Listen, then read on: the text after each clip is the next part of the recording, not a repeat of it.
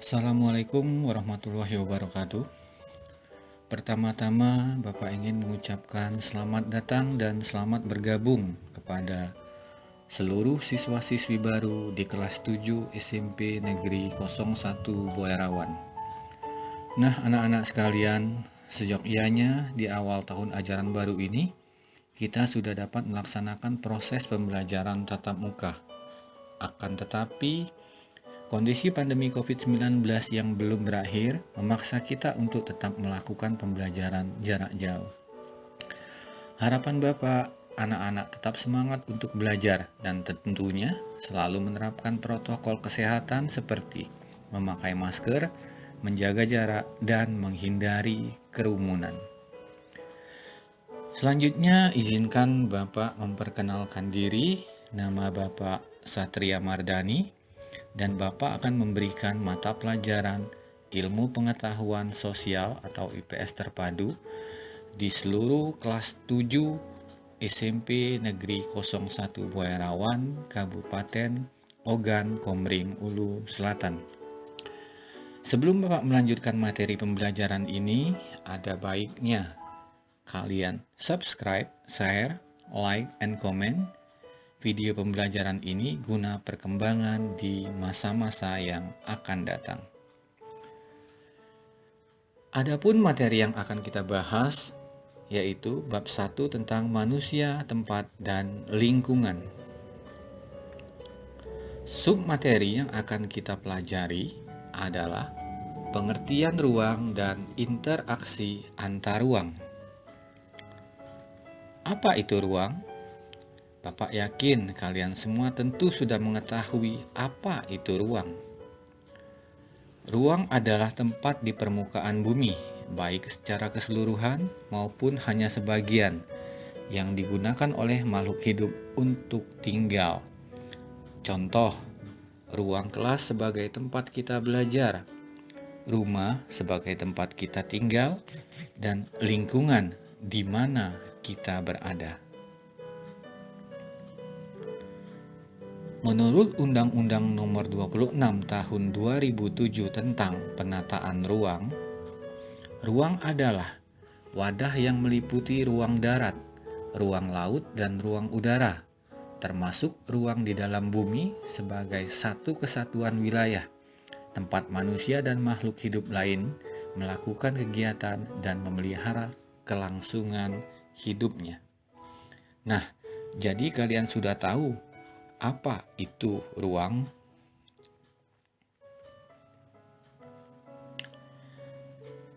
Apa itu interaksi? Interaksi adalah suatu proses yang sifatnya timbal balik dan mempunyai pengaruh terhadap tingkah laku, baik melalui kontak langsung atau tidak langsung.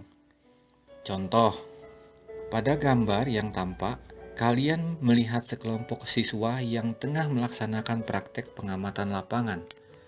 Nah, hal ini menyebabkan adanya interaksi secara langsung dari siswa-siswi tersebut. Contoh lain, seorang guru tengah memberikan pembelajaran tatap muka di dalam kelas. Nah, apa yang sudah Bapak contohkan tadi merupakan bentuk interaksi secara langsung. Lalu ada interaksi tidak langsung. Contohnya, seperti pembelajaran jarak jauh yang tengah kita lakukan sekarang ini. Kita berinteraksi tetapi kita tidak bertatap muka. Jadi, harus kalian ingat bahwa ada dua bentuk interaksi, yaitu interaksi langsung dan interaksi tidak langsung. Pengertian interaksi antar ruang. Interaksi antar ruang adalah suatu cara mengelola ruang-ruang berdasarkan potensi juga permasalahannya, serta keterkaitan suatu ruang dengan ruang-ruang di sekitarnya. Jadi dapat dikatakan bahwa interaksi antar ruang dapat terjadi karena adanya kelebihan dan kekurangan yang dimiliki oleh suatu daerah terhadap daerah lainnya. Nah, sampai di sini, apa kalian sudah memahami apa itu ruang, interaksi, dan interaksi antar ruang? Bapak yakin materi yang Bapak sampaikan adalah materi yang mudah untuk dipahami. Interaksi antar ruang dapat berupa: 1. Perpindahan atau arus mobilitas penduduk. Contoh, pernahkah kalian melihat arus balik masyarakat setelah libur Lebaran? Kota Jakarta selaku ibu kota negara selalu ramai didatangi oleh masyarakat dengan tujuan untuk memperoleh pekerjaan. Nah, contoh yang Bapak sebutkan tadi merupakan contoh interaksi antar ruang, yaitu perpindahan atau arus mobilitas penduduk. 2.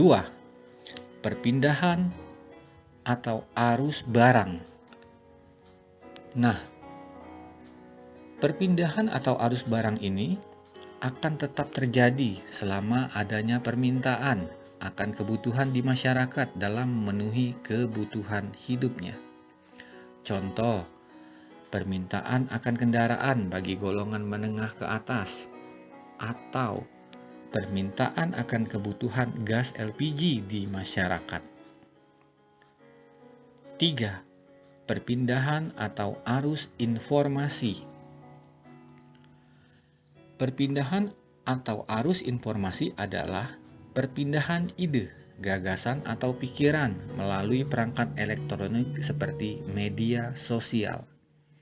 Contoh, proses pembelajaran jarak jauh yang tengah kita laksanakan sekarang ini menggunakan media sosial pada perangkat teknologi informasi. Nah, semua perpindahan atau arus ini terjadi dari daerah asal ke daerah tujuan atau dari suatu daerah ke daerah lainnya. Semakin besar perpindahan atau arus salah satu unsur di atas menandakan interaksi semakin kuat. Syarat-syarat interaksi antar ruang. 1. Saling melengkapi atau complementarity. Kondisi saling melengkapi terjadi jika ada wilayah-wilayah yang berbeda komoditas yang dihasilkan. Contoh, wilayah A surplus beras, wilayah B surplus kopi. Selanjutnya, wilayah A akan Bapak sebut dengan Kabupaten Ogan Komering Ulu Timur atau Oku Timur. Sedangkan wilayah B akan Bapak sebut dengan Kabupaten Ogan Komering Ulu Selatan. Kabupaten Oku Timur surplus beras, sedangkan Kabupaten Oku Selatan surplus kopi. Nah, untuk memenuhi kebutuhan hidup masyarakatnya, maka kedua wilayah tersebut akan melakukan jual beli, di mana Kabupaten Oku Timur untuk memenuhi kebutuhan masyarakatnya akan kopi, membeli dari Kabupaten Oku Selatan. Sebaliknya, Kabupaten Oku Selatan akan membeli beras dari Kabupaten Oku Timur untuk memenuhi kebutuhan masyarakatnya. Jadi dapat dikatakan bahwa bila suatu daerah dengan daerah lain menghasilkan komoditas yang berbeda, maka akan berdampak pada interaksi yang semakin kuat. 2. Kesempatan antara atau intervening opportunity. Bapak masih akan menggunakan dua contoh daerah yang telah Bapak sebutkan tadi, yaitu wilayah A yang surplus beras minus kopi, wilayah B surplus kopi minus beras. Nah, di sini Bapak akan menambahkan satu wilayah lagi, yaitu wilayah C yang surplus kopi minus beras. Pada contoh sebelumnya, wilayah A kita sebut dengan Oku Timur, wilayah B kita sebut dengan Oku Selatan. Sedangkan wilayah C akan kita sebut dengan Kabupaten Waikanan yang juga memiliki kesamaan komoditas dengan Kabupaten Oku Selatan, yaitu surplus kopi minus beras. Perhatikan panah-panah yang tampak pada video pembelajaran ini. Interaksi yang kuat akan ditunjukkan dengan panah yang menyatu, sedangkan interaksi yang lemah akan ditunjukkan oleh panah yang putus-putus. Jadi dalam hal ini, karena jarak antara Kabupaten Oku Timur dengan Kabupaten Waikanan lebih dekat, maka Kabupaten Oku Timur mengalihkan pembelian kopi dari Kabupaten Oku Selatan ke Kabupaten Waikanan. Dengan kata lain, penawaran alternatif di mana suatu ruang menawarkan pilihan yang lebih baik di ruang lain daripada ruang asal. 3. Kemudahan transfer atau transferability. Kemudahan transfer atau transferability merupakan kemudahan perpindahan manusia, barang, jasa, gagasan, dan informasi antara suatu wilayah dengan wilayah lain.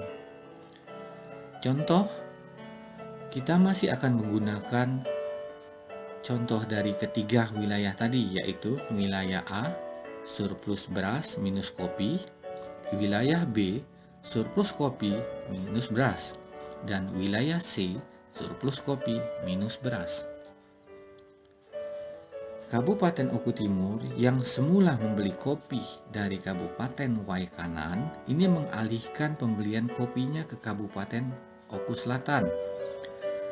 Hal ini terjadi karena sarana dan prasarana penghubung seperti jalan dan jembatan antara Oku Timur dan Oku Selatan ini tersedia atau terpelihara dengan baik. Sementara meskipun dekat, karena sarana dan prasarana penghubung antara Kabupaten Oku Timur dengan Kabupaten Waikanan tidak didukung oleh jalan dan jembatan yang baik, maka Kabupaten Oku Timur kembali mengalihkan pembelian kopi ke Kabupaten Oku Selatan.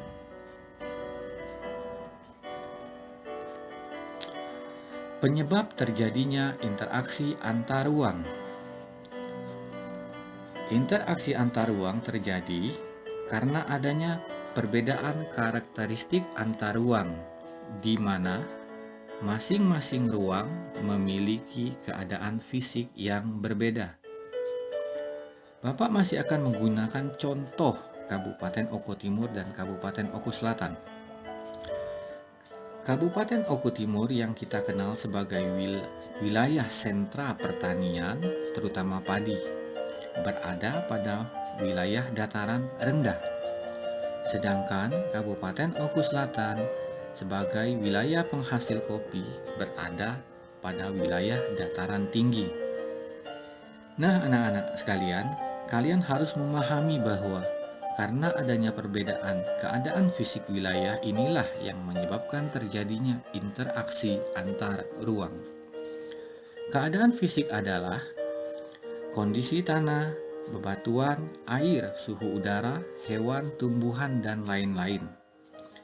Perbedaan karakteristik ruang mengakibatkan adanya interaksi antar satu ruang dengan ruang lainnya, sebab setiap ruang memerlukan ruang lain untuk memenuhi kebutuhan hidupnya. Dampak interaksi antar ruang. 1. Berkembangnya pusat-pusat pertumbuhan. Anak-anak sekalian, Bapak yakin kalian pernah mendengar bahwa Ibu kota negara Republik Indonesia akan dipindahkan dari Jakarta ke salah satu kabupaten yang berada di Provinsi Kalimantan Timur. Nah, wilayah calon ibu kota negara yang baru ini merupakan wilayah perkebunan rakyat dan hutan. Akan tetapi, bukanlah hal yang mustahil bahwa beberapa tahun ke depan, wilayah yang semula hanya berupa perkebunan dan hutan akan tumbuh dan berkembang menjadi wilayah metropolitan. Jadi, Perubahan status suatu wilayah merupakan dampak dari interaksi antar ruang. 2. Perubahan penggunaan lahan. Di sini Bapak mencontohkan sebuah lahan pertanian yang kemudian karena semakin meningkatnya kebutuhan akan tempat tinggal atau pemukiman di suatu wilayah, maka wilayah yang semula merupakan lahan pertanian berubah menjadi lahan pemukiman. Jadi di sini terjadi alih fungsi lahan dari lahan pertanian menjadi lahan pemukiman atau perumahan. Dampak interaksi antar ruang yang ketiga, perubahan orientasi mata pencarian. Di sini Bapak mengambil contoh pabrik atau industri. Berkembangnya pusat-pusat pertumbuhan akan selalu berdampak pada perubahan orientasi mata pencarian, di mana masyarakat yang semula menggantungkan hidupnya melalui usaha pertanian, akan tetapi karena semakin berkurangnya lahan pertanian, akan mengganti usaha untuk memenuhi kebutuhan hidupnya sebagai buruh atau pekerja pabrik industri.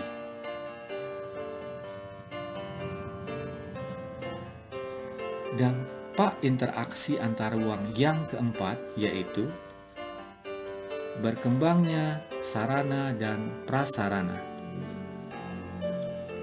Meningkatnya pembangunan infrastruktur seperti pembangunan jalan tol Trans Sumatera dan pembangunan jalan layang atau flyover. Dewasa ini, pemerintah tengah giat-giatnya melakukan pembangunan infrastruktur. Salah satunya adalah pembangunan jalan tol Trans Sumatera yang akan menghubungkan Provinsi Lampung hingga Provinsi Nanggro Aceh Darussalam. Nah, pembangunan infrastruktur ini tentunya bertujuan untuk mendukung berbagai sektor, di antaranya sektor perekonomian. Selanjutnya adalah maraknya pembangunan jalan layang atau flyover. Di wilayah kota-kota besar atau kota metropolitan, masalah kemacetan adalah hal yang biasa. Nah, untuk menuntaskan masalah kemacetan tersebut, dibangunlah jalan layang atau jalan bertingkat yang biasa disebut dengan flyover. Contoh lain, di beberapa kota tengah marak pembangunan LRT atau Light Rail Transit atau kereta api ringan yang bertujuan untuk mengurangi penggunaan kendaraan bermotor seperti bus, mobil, dan motor oleh masyarakat. Dampak interaksi antar ruang yang terakhir yaitu perubahan komposisi penduduk. Anak-anak sekalian, interaksi antar ruang juga berdampak terhadap perubahan komposisi penduduk. Perhatikan kurva komposisi penduduk Indonesia tahun 2019 pada layar. Perubahan yang utama terjadi pada rentang usia produktif, yaitu antara usia 15 sampai 39 tahun yang berjumlah 107.666.300 jiwa. Nah, hal ini menyebabkan Indonesia mengalami bonus demografi. Selain itu, tingkat harapan hidup manusia Indonesia mengalami peningkatan hingga usia 75 tahun. Nah, anak-anak sekalian, demikianlah materi pembelajaran kita kali ini. Mudah-mudahan berguna dan bermanfaat dalam menambah wawasan dan ilmu pengetahuan.